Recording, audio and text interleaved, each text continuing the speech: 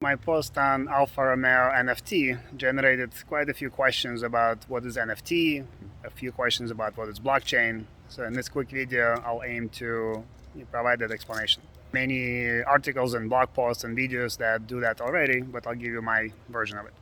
So I'll start with blockchain. So many people are familiar with Bitcoin and Ethereum. So those are specific implementations of a blockchain technology. So the analogy, and I'm a big fan of using analogies, is that Keynote on Mac and PowerPoint on Windows are implementations of presentation technology. For the technical folks, think of it as Oracle, MySQL, SQL Server, No-SQL databases. They are specific implementations of database technologies. When I talk about blockchain, it's really about that technology as a concept, not specific implementation.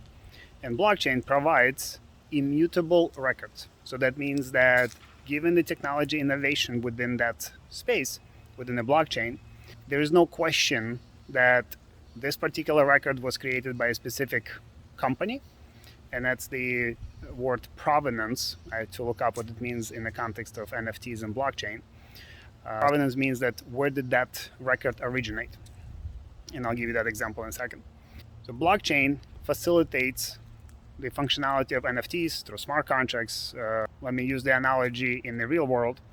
If you buy a fake Rolex, and if it's a good fake, it's very hard for anybody to tell when you're wearing it that it's a fake one. Or even when you buy it, if you're not an expert, or if you don't take it to an expert, it's very hard for you to verify that is an authentic Rolex unless you buy it from the Rolex store. In the digital world, it's much simpler, especially in today's blockchain-enabled technology. Rolex can design a digital version of a Rolex watch.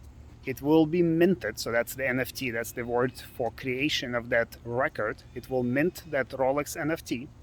There's going to be no question because of the blockchain technology that it was minted by Rolex, and that John Smith bought that Rolex, that digital NFT. So in the digital world, and now that at one point I will also talk about Metaverse and why it all becomes even more important within that world. If my avatar inside the Metaverse is wearing that particular Rolex, it's very easy to verify that yes, I paid for it. We'll talk about the utility of NFTs and what do we get out of them in a different video. So blockchains give you immutable records and easy verification of where the record was created, specifically NFT minted, and then who purchased it and what were the transactions. So if John Smith sells it to Anna, then that will be on the blockchain, and it will be very easy to verify that Anna is now wearing the authentic Rolex. So many of you will ask a question like, why would anybody buy a JPEG, a piece of digital art, when I can right click and then download it, I can take a screenshot? This is a problem for today. It's a problem in today's implementation of browsers, that there is no way to do DRM, digital rights management, that is easy. In the implementation of metaverses will be coming, it will be easier. So that's my answer to those that are asking questions. So hopefully that provided an overview.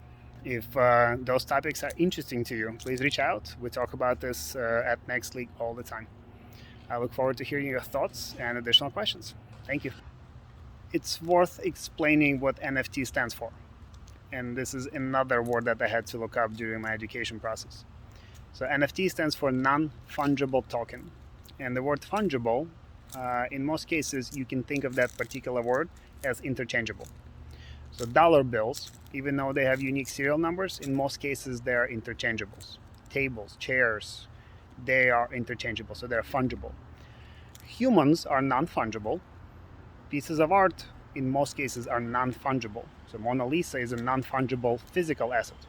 In the world of technology, non-fungible tokens refer to a unique, you can think of it as a record, that even if it represents the copy of the same digital asset, of the same image, of the same picture, but it's still unique.